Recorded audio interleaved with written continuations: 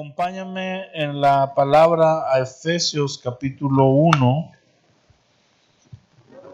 para continuar con esta serie que se llama Sobre la Iglesia. Vamos a leer bastantita porción de escritura hoy, pero te voy a ir llevando paso por paso, no te preocupes. La semana pasada hablábamos de cómo Jesús instituyó la iglesia. La iglesia es una institución creada por Jesús. Le llamamos institución precisamente porque no existía y de repente Jesús la establece como un principio, como una vamos a llamarle una entidad viva.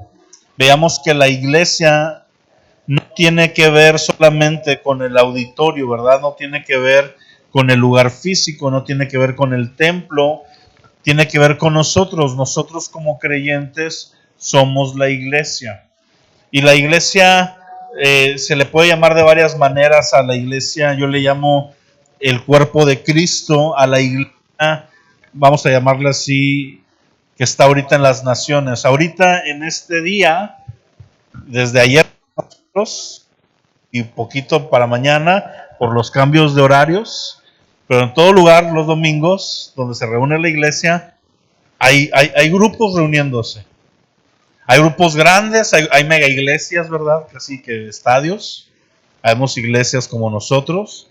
Hay iglesias perseguidas que se reúnen cada domingo en un lugar distinto. Casi con protocolos de seguridad, ¿verdad? Y no dan a conocer abiertamente el lugar, solo algunos, y se va corriendo la voz. Y el punto es que cada domingo la iglesia de Cristo en diferentes lugares de la tierra, con diferente idioma, diferente cultura, diferentes tradiciones como nacionales, nos reunimos. Y en todas las iglesias, por más diferentes que sean unas de otras, hay diferencias dentro de las iglesias a veces en las maneras. Hay quienes adoran un teclado simplemente, muy recatados, traen un himnario, ¿verdad? Y con más cantos de voz. Y pues batería no, nosotros no tenemos batería, pero porque no tenemos baterista, no porque no creamos en la batería, ¿verdad? Juliancito toca el cajón cuando está y lo hacemos acústico. Hay iglesias donde la vestimenta es muy importante, ¿verdad? Donde yo no podría predicar vestido así, tendría que traer una corbata, traje, zapatos, a las mujeres falda. Y si ellos están bien con eso y se sienten a gusto, está bien, no está mal. Lo que está mal es cuando queremos imponerles a otros las formas de nosotros. O sea, imagínate que yo voy y le digo, no, aquí tienen que aplaudir, porque allá en Cielos Abiertos aplaudimos. No, si ellos quieren adorar, tranquilos, pueden. Pero lo que va a haber, no importan las maneras, no importan las formas, va a haber adoración, va a haber oración, va a haber convivencia de los hermanos y va a haber palabra. Y eso es en todo idioma, en toda lengua, no importa dónde estemos. Y esa es la iglesia, el cuerpo de Cristo, universalmente hablando.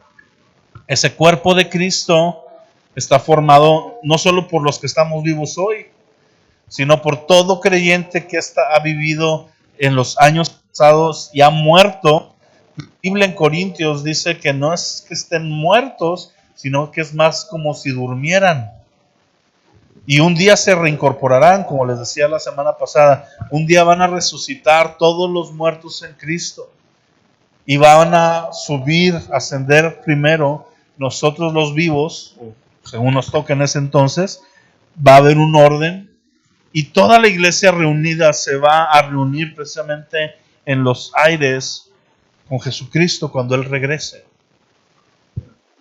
Y en el cielo, cuando estemos adorando como iglesia, porque la que va a estar allá es la iglesia adorando al Señor, vamos a estar adorando sin importar gente de toda lengua, de toda tribu y de toda nación.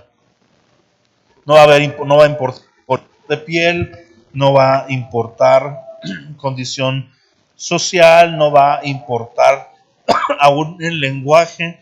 Cada quien en su lengua vamos a estar adorando a un mismo nombre, a un mismo Dios. Y eso es glorioso porque pertenecemos a esta institución. Mi esposa ahorita me preguntó, ¿por qué vas a usar este micrófono? Por eso, porque traigo tos. Y si traigo el de aquí, puede estar tos y tose bien fuerte y aquí me lo puedo quitar. Ahora, yendo más atrás al origen de todo, cuando Dios crea al hombre, ya desde ahí podríamos ver la figura de la iglesia en un futuro. Dios es omnisciente, Dios sabe todas las cosas. Dios estaba preparado para la caída antes de que la caída existiera. No creas que a Dios le tomó por sorpresa la caída. Él conoce, Él sabe cómo se desarrolla la historia. Cuando el hombre cae, curiosamente caen en pareja, son un matrimonio. El primer matrimonio que es creado por Dios, Adán y Eva, la primer familia, caen juntos, son separados de Dios. Promete que va a haber una forma de salvación, que va a haber uno que va a pisarle la cabeza al diablo, y ese es Cristo.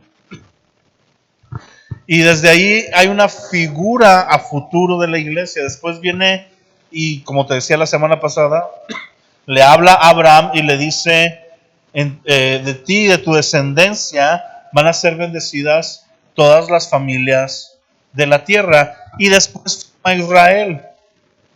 ¿Qué estaba primero, la promesa de la iglesia o Israel?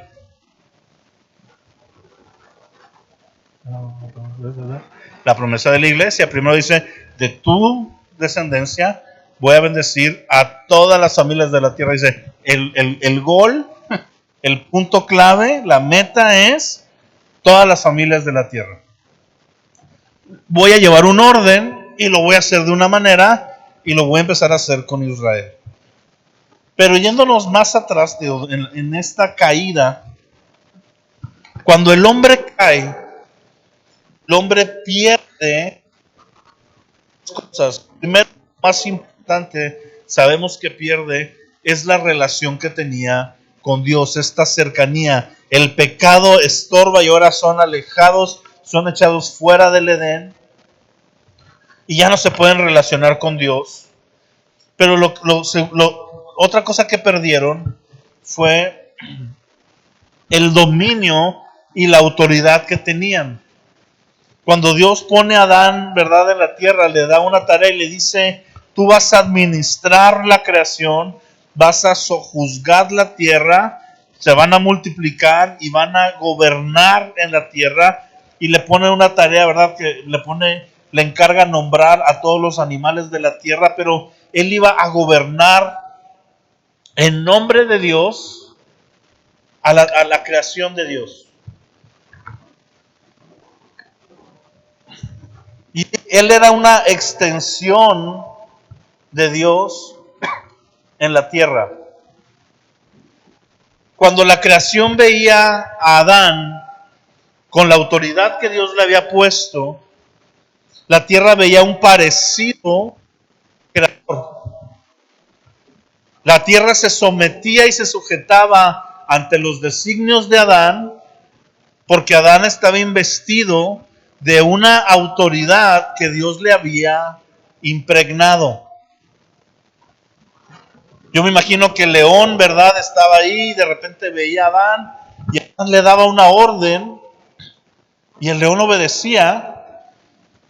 Y el león, cuando iba a obedecer, era como que no podía no obedecer porque veía del creador, algo de aquel que gobierna sobre todas las cosas, lo veía reflejado en Adán. Decía, no es el creador, no es Dios, es Adán, es un hombre, pero a la vez algo tiene del creador en él. Algo se parece a él. Cuando viene Jesús, Jesús gobierna la creación. Jesús manda a los peces a que vengan y llenen las redes. Y yo me imagino que esos peces, ¿verdad?, vieron a Jesús y fue lo mismo que veía el león. Se sujetaban a la autoridad, eran atraídos a la barca donde estaba Jesús, que era el Creador mismo reflejado en un hombre, igual que con Adán. Por eso Jesús es llamado el segundo Adán o el postrer Adán. Los vientos estaban furiosos, las tempestades, el agua, las lluvias, las olas del mar. Pero ven a Jesús y ven algo de Dios en Jesús. Y cuando Jesús les dice, calla, se callan. Y hay bonanza. Y los discípulos se jalan los pelos. Yo me lo imagino, no lo dice así. Dice que se sorprenden, pero yo imagino que se jalaron los pelos y dijeron, ¿quién es este hombre que aún los vientos le obedecen? ¿Qué es lo que tenía Adán? ¿Qué es lo que después tenía Jesús? Que se perdió en Adán. Se llama autoridad y dominio. ¿Cómo se llama?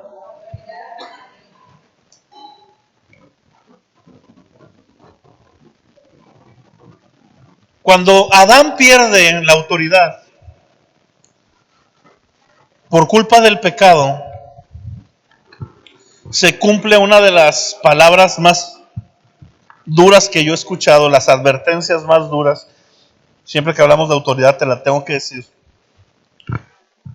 Y es la siguiente: si tú no usas la autoridad que Dios te ha dado, alguien te la quitará y la usará en tu contra. Y es lo que pasa. Adán pierde la autoridad. ¿Quién se la quita? Satanás, mintiéndole. Y entonces, a partir de ese punto de la historia, la tierra está bajo el dominio de Satanás. Es Dios el que gobierna el universo, es Dios el que gobierna la tierra, pero como Dios es un Dios de orden y de autoridad y de palabra, y se dio una autoridad al hombre, y el hombre en el pecado se la cedió a Satanás, Dios está permitiendo por un tiempo que Satanás gobierne. Por eso muchos se sacan de onda cuando dicen que la palabra que Satanás viene con Dios, cuando en el libro de Job, que dice que los hijos de Dios venían a ver a Dios y viene Satanás de ellos. No, pues no se supone que esté expulsado, pero viene como quien gobierna la tierra aún a rendir cuentas. Y entonces en el dominio que Satanás tiene sobre la tierra, Dios le dice, ¿no has visto a Job? Considera a mi siervo, y hace uso de lo que es su autoridad, que es sobre las cosas y las situaciones, para probar a Job, pero Satanás básicamente no está pidiendo permiso, sino que él tiene esa autoridad. A lo mejor muchos ahorita están así como que esto suena raro, pastor. No importa, tú sígueme oyendo y ahorita vas a ver que sí. Cuando Jesús viene, antes de que arranque su ministerio, Jesús va al desierto, 40 días, ayuna, y al final de su ayuno, cuando su ayuno está terminando, se le aparece ¿quién? Satanás. Y viene a hacer lo mismo que trató de hacer con Adán. Aquí su propósito, a quitarle su meta. Con lo mismo, con un razonamiento mentiroso, torciendo la palabra. Cuando vino con Adán y con Eva, a Eva le dijo, ¿verdad? Con que Dios dijo que no coman de ningún árbol. Y la instrucción era, come de todos menos de este. Cuando viene con Jesús y ve que Jesús tiene hambre, le dice, si tú eres el Hijo de Dios, dile a esta piedra que se convierta en pan. ¿Y qué responde Jesús? Responde, sabemos, ¿verdad? Escrito está, no solo de pan vivirá el hombre, sino de toda palabra que sale de la boca de Dios. Y al instante lo mueve y lo lleva a la parte más alta del templo y le dice, si eres hijo de Dios, déjate caer y a sus ángeles mandará ayudarte. Y le cita un salmo donde los ángeles no dejarán que el Mesías tropiece. Está usando la palabra en contra de Jesús. Y Jesús le responde, ¿verdad? Al Señor tu Dios, no tentarás, al Señor tu Dios. Y la tercera tentación dice que le presenta ¿qué?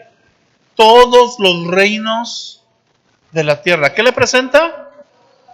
Todos los reinos, no algunos reinos, no Medio Oriente, ¿verdad?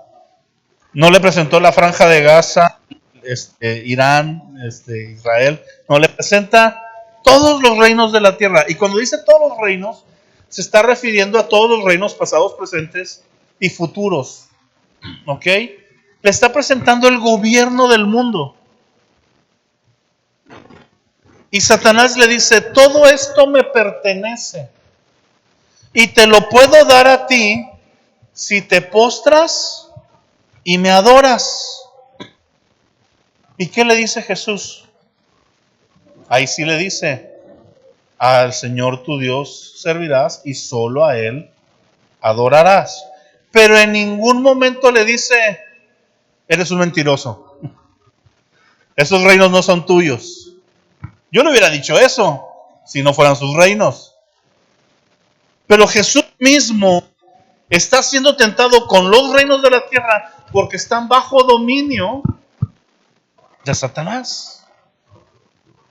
Porque es Jesús el que está viniendo para romper ese dominio precisamente y traerle libertad como el libertador que es, el Mesías que viene a liberar al pueblo de una esclavitud no física, sino espiritual. Jesús no le dice eres un mentiroso, Jesús le dice no. ¿Sabes lo que le estaba presentando el diablo a Jesús? Lo que nos va a presentar a todos, el camino fácil, el éxito sin dolor. ¿A qué venía Jesús? Por los reinos de la tierra. ¿Qué le estaba presentando el diablo? Los reinos de la tierra, pero sin cruz. Tómalo, Satán. Nada más adórame. Y no te va a doler. Y no vas a tener que pasar por Getsemaní, no vas a tener que pasar por los azotes, no vas a tener que pasar por la humillación pública, no vas a estar colgado de un madero burlándose gente de ti. No, todo eso que te va a doler, porque te va a doler al punto que horas de ir a la cruz, decirle al Padre, si es posible, pasa de mí esta copa, yo te lo doy sin cruz. Yo te doy el éxito. Sí, que pongas primero a Dios. Yo te doy riquezas sin que tengas que ser una persona que se esfuerce en trabajar, que haga las cosas bien, que bendiga a los demás. Yo te doy placer al momento, yo te doy riquezas, yo te doy, ¿qué es lo que quieres? Yo te lo doy, dice Satanás. Pero te lo doy la versión corta. Ahora, vence, Jesús no cae en la tentación. Jesús sale de la tentación en el poder del Espíritu, culmina su obra y ahora sí, cuando Jesús ha resucitado, en Mateo 28, dice, toda autoridad me ha sido dada en los cielos y en la tierra.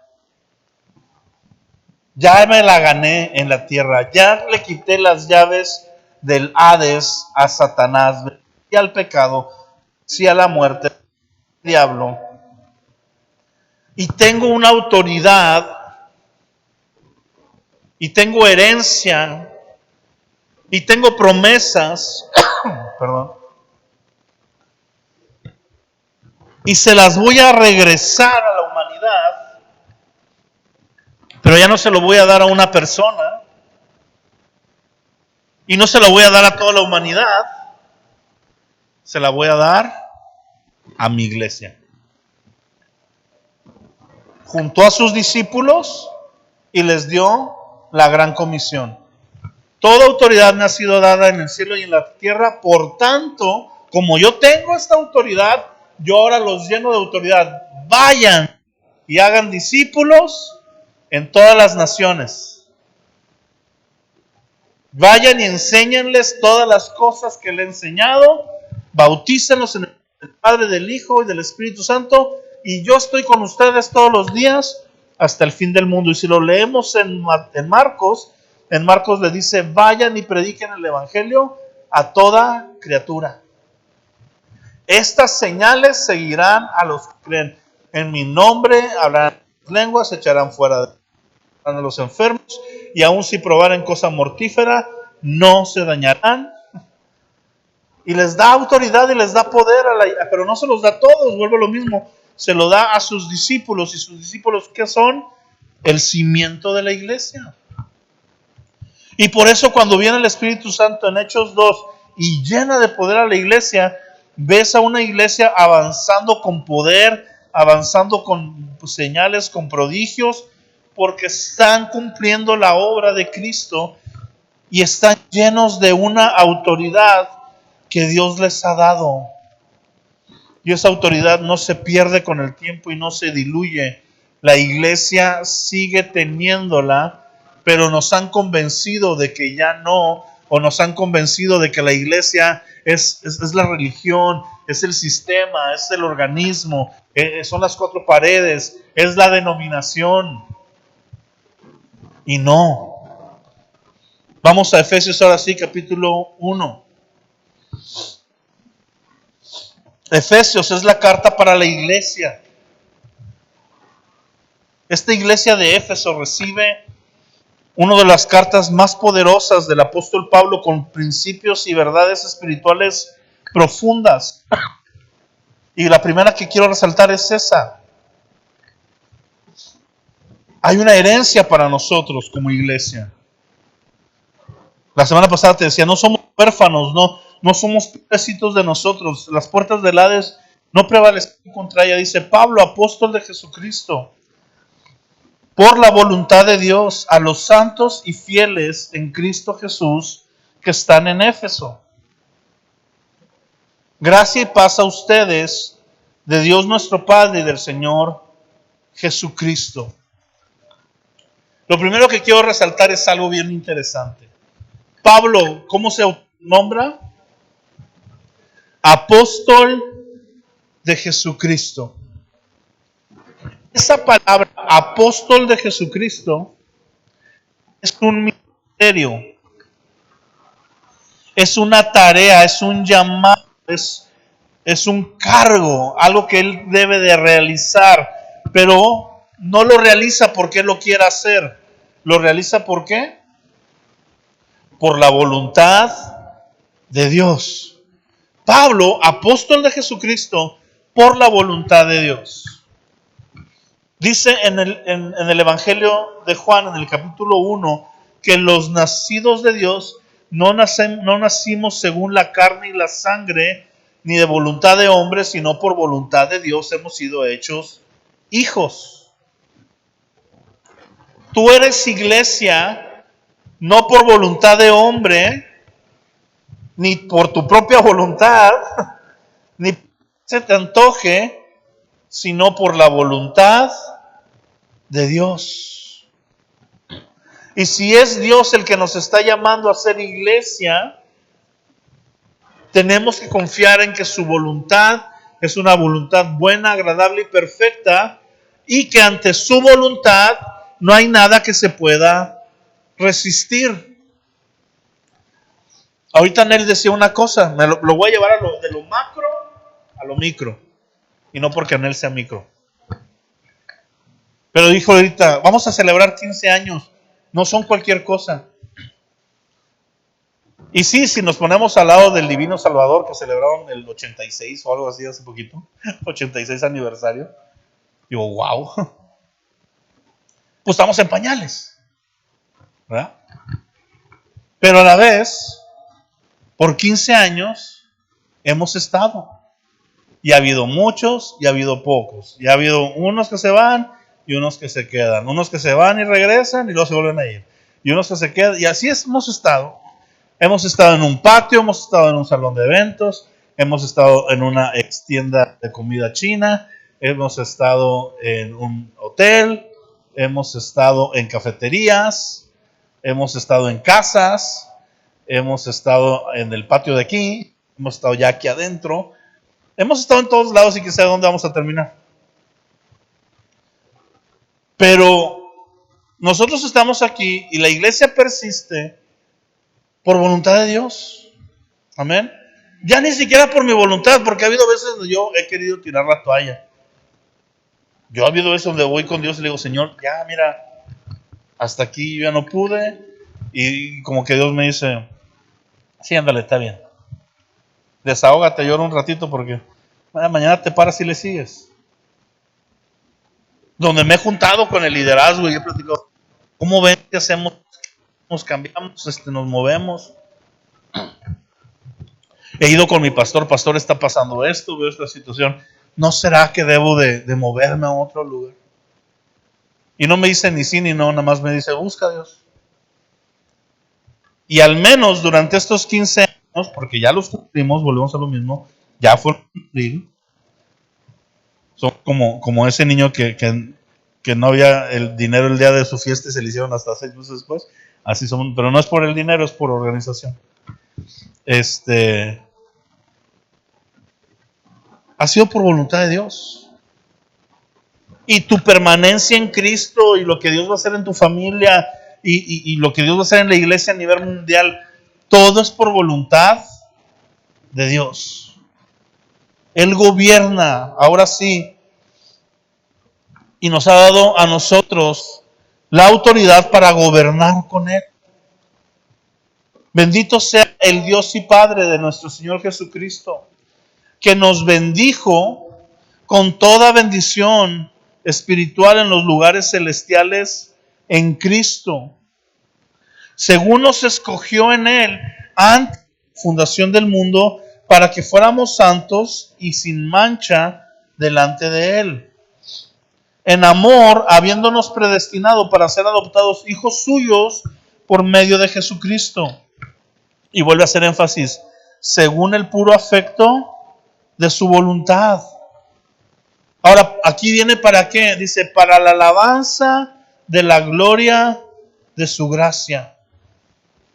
Pastor, ¿para qué existe la iglesia? Entre muchas cosas y principalmente para la alabanza de la gloria de su gracia.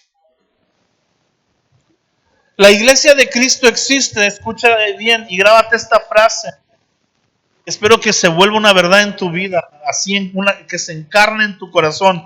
La iglesia existe primeramente para Jesucristo.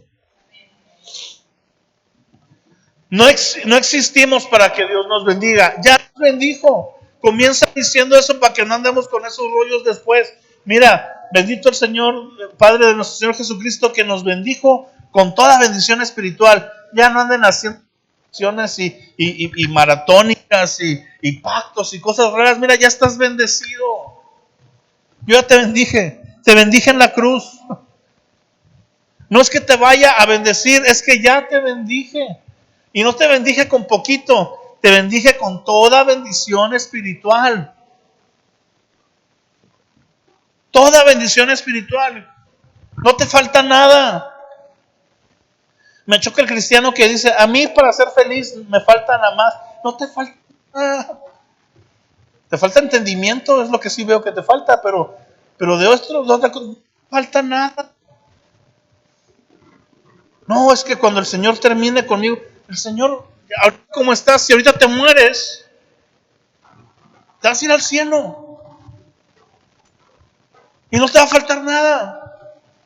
Y si te moriste enfermo de algo, vas a resucitar sano de eso, porque en el cielo no hay dolor, no hay hambre, no hay enfermedad, no hay tristeza.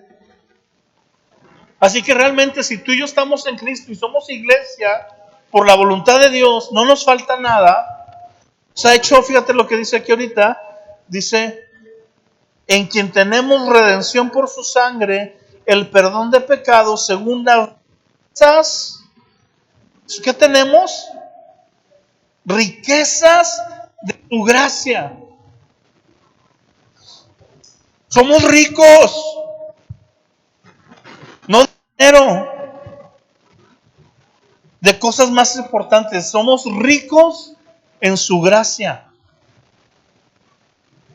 Me encanta cuando Jesús se le aparece a Juan en Apocalipsis y le dice, apunta lo que te voy a decir. Y comienza con las 7 iglesias. Y me encanta. Dice, he aquí tú piensas que eres pequeño y que eres escaso, pero yo te digo que eres fuerte y que en todo estás enriquecido. No te hace falta nada, gracia está contigo. Y a la otra iglesia que se cree la muy nice, le dice, a ti te digo que eres un pobre, ciego, miserable y desnudo. Le dice la canción de Shakira, pobre, tonta y te das de cuenta. Así que tú y yo no somos pobres, estamos ricos en la gracia. Como iglesia tenemos que cambiar nuestro chip mental y entender que no somos una institución que vive ahora sí que de puro milagro, sino que vivimos de puro milagro. ¿Sí me entendiste? No estamos amolados, no estamos ahí pidiendo un taco a ver quién nos avienta una migaja. No. Tenemos las riquezas de la gloria de su gracia, tenemos herencia y luego todavía la avienta más, que hizo sobreabundar para nosotros. ¿Para quién? Para la iglesia, para nosotros. Lo hizo por ti. Lo hizo por mí. Dándonos a conocer el misterio de su voluntad según su beneplácito, el cual había propuesto en sí mismo reunir todas las cosas en Cristo, en la dispensación del cumplimiento de los tiempos, así las que están en los cielos como las que están en la tierra. Todo se trata ¿de quién? De Jesús. El Padre ha decidido reunir todas las cosas en Cristo. Cuando Cristo regrese a reinar, Él va a estar en el centro y toda la creación va a estar rendida ante Él. Y eso es un misterio.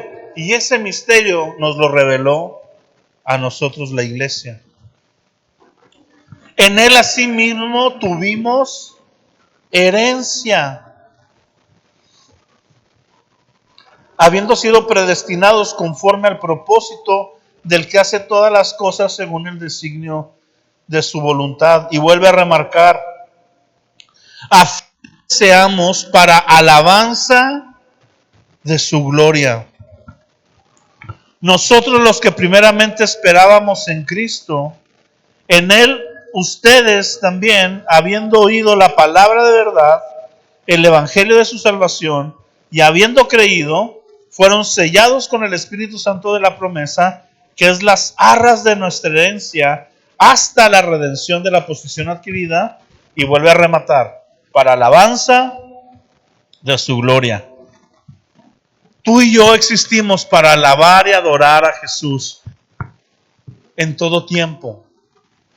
No los domingos en la mañana. No, la iglesia no adora a Cristo los domingos en la mañana solamente. La iglesia adora a Cristo cuando te levantas, cuando vas y trabajas, cuando haces las cosas en excelencia, cuando eres honesto en tus tratos con el prójimo, cuando no transas en tus negocios, cuando amas a tu familia, cuando los llevas a Jesús, cuando tu esposa te trata mal y tú le devuelves amor, y cuando el esposo no como deberías y tú lo honras, y cuando los hijos los quieres agarrar y meter a una tina con agua y dejarlos ahí 3 minutos, pero no haces eso, sino que oras por ellos y les extiendes gracia. Y si eres hijo, cuando tus papás te están estorbando según tú, y tú ves a tus papás pero no los ves a ellos, ves a Cristo y ves al Señor, ahí estamos alabando al Señor. Cuando vamos en la vida normalmente y nos topamos en el trabajo o en la escuela o en la misma familia con alguien que nos tiene entre ceja y ceja, quién sabe por qué, si somos tan maravillosos. Y le caemos gordo por simplemente caerles gordo y nos empiezan a hacer la vida imposible. ¿Sí pasa eso? Yo pensé que era puro juegos, pero no, ya me he dado cuenta que sí pasa.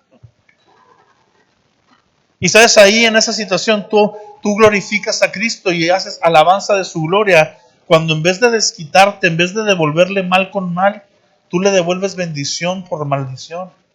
Tú le devuelves una sonrisa a la cara amargada que te trata mal. Tú le devuelves un Dios te bendiga cuando sabes que ha estado hablando mal de ti. Tú tomas tiempo en oración. En vez de estar pidiendo por algo para ti, intercedes por esa persona que claramente te odia o te causó algún mal, te lastimó tal vez. Y tú estás mostrando la gracia y la misericordia que Dios mostró para contigo. Ahí estás alabando al Señor. La iglesia alaba a Cristo, para eso vive. La iglesia existe para Cristo, no Cristo para la iglesia.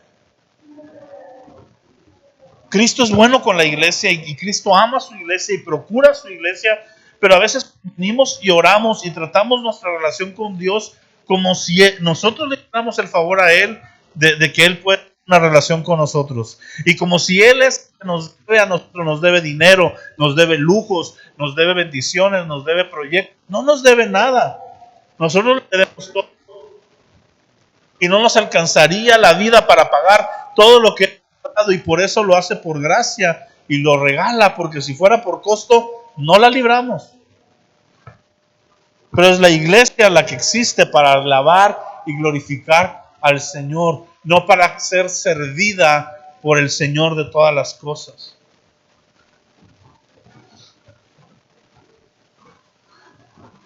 Con esto comienzo a terminar. Pablo dice: por esta causa también yo, habiendo oído de su fe en el Señor Jesús y de su amor para con los santos. Fíjate lo que está aquí. Lo vamos a ver la próxima semana. Pero hay un primer mandamiento y un segundo mandamiento. ¿Cuál es el primer mandamiento? Amarás al Señor tu Dios con toda tu alma, toda tu mente, todas tus fuerzas, con todo tu corazón. Y el segundo es semejante al primero. Amarás a tu prójimo como a ti mismo. Mira lo que dice Pablo. Yo he escuchado de su fe en el Señor Jesús, primer mandamiento, y el segundo, su amor para con todos los santos. Como iglesia existimos para amar a Cristo con todo lo que somos y para servir a nuestro prójimo. Cielos abiertos existe para que un grupo de personas se reúna aquí con la motivación de amar a Cristo por todo y motivarnos y enseñarnos, inculcarnos ese amor y juntos amarlo, y después de eso servir a la comunidad en la que estamos en alguna manera. Amar al prójimo, amar al que nadie ama, amar al que otros rechazan. Para eso está la iglesia. Dice: no dejo de dar gracias por ustedes, haciendo memoria de ustedes en mis oraciones, para que el Dios de nuestro Señor Jesucristo, el Padre de gloria, les dé espíritu de sabiduría y de revelación en el conocimiento de Cristo, o sea, de Él, alumbrando los ojos de su entendimiento. Y me quiero centrar en esta parte. La próxima semana lo voy a retomar, pero dice: para que sepan. ¿Qué quiere Dios? Que sepamos, que sepamos. Es decir, que sabemos, no, que sepamos. Dios quiere que tú sepas y que yo sepa una cosa. ¿Cuál es la esperanza a la que nos ha llamado y cuáles las riquezas de la gloria de su herencia en nosotros? Cristo quiere, el apóstol Pablo quiere que tú sepas cuál es la riqueza de la herencia que tienes como iglesia y cuál es la esperanza, qué es lo que tú esperas, qué es lo que se te ha prometido. para tu vida.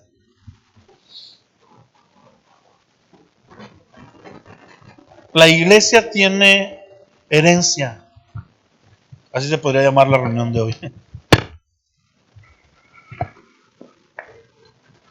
Y es una herencia gloriosa. Hay promesas de bendición en la palabra que están preparadas para nosotros.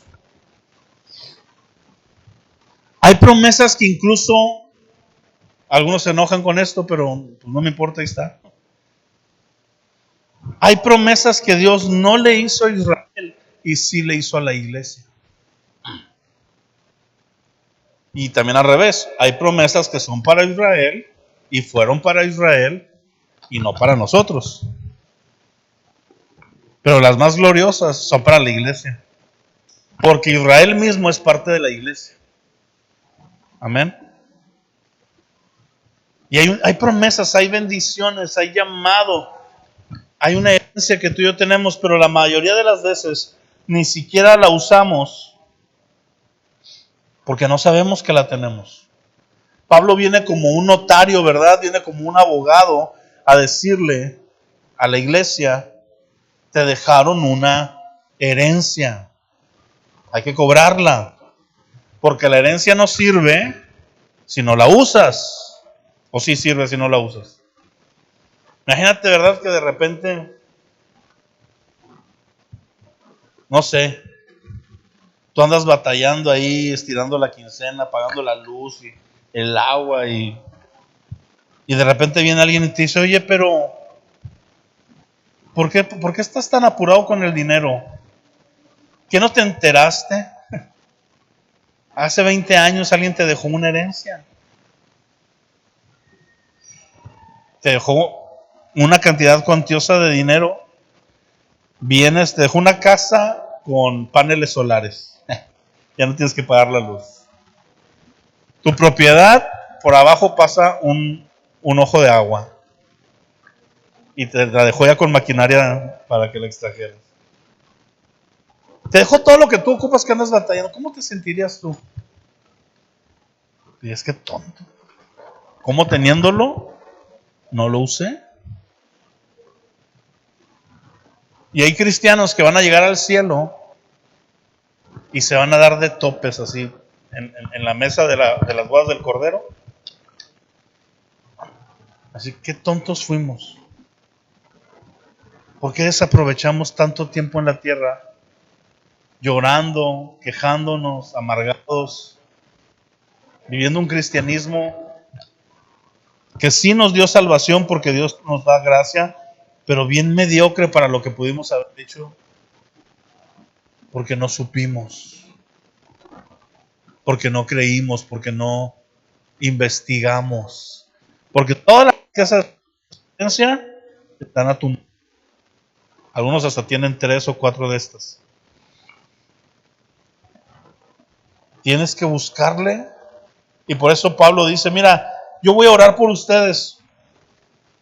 Y yo no voy a orar que Dios les dé un auditorio nuevo. Yo no voy a orar que les caiga bendición financiera. Yo no voy a orar que Dios les dé gracia con el gobierno y que ustedes sean una iglesia influyente en sus vidas. No, yo les voy a orar que se les abran los ojos y sepan lo que Dios tiene para ustedes. Y conozcan a Dios. Porque si eso lo logran, nada los va a parar. Nada los va a detener. Y yo quiero eso para ustedes también como cielos abiertenses. Que Dios les ilumine y entiendan que no estamos jugando a la cita.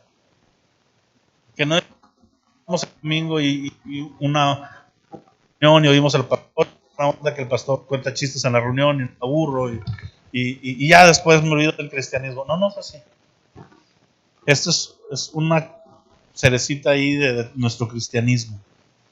Lo tenemos que llevar a otros lugares. Lo tenemos que llevar a cada área de nuestra vida. La iglesia tiene una herencia y tú eres la iglesia. Amén. Padre, te damos gracias el día de hoy, Señor. Porque reconocemos que tú tienes una herencia para con nosotros.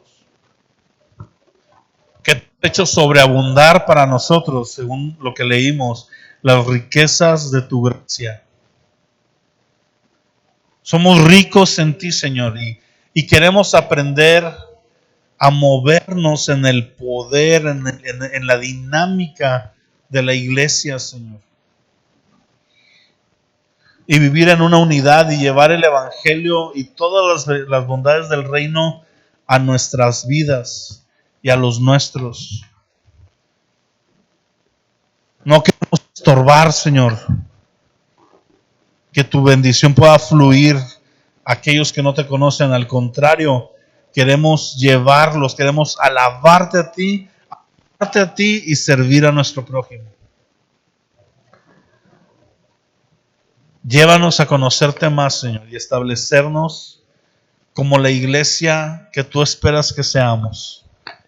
Nos falta mucho, estamos en un proceso, Señor, pero déjanos avanzar conforme tú deseas, Señor, para poder llegar a ser la iglesia gloriosa, bella, limpia, sin mancha y sin arruga, por la que tú has de regresar. En el nombre de Cristo Jesús. Amén y amén. Ok, mis amados, pues.